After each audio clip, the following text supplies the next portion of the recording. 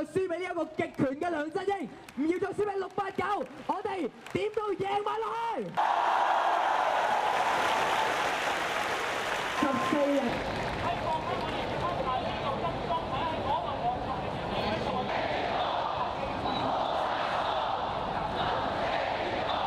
如果可以係一種嘅同行同埋一種嘅支持咯。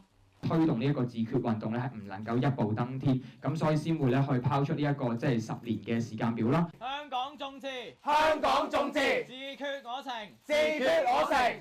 去向政府抗爭喺過去呢1年裏邊，我哋見證住政權嘅清算。問題上面不能夠堅守嘅人，我哋需要有大家喺今次民主派嘅初選，請支持何桂藍。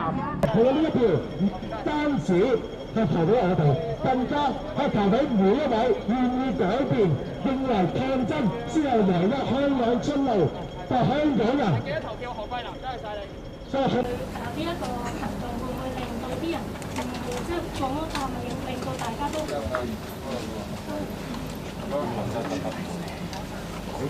？During the primary election, which is after the implementation of the national security law, our vote is.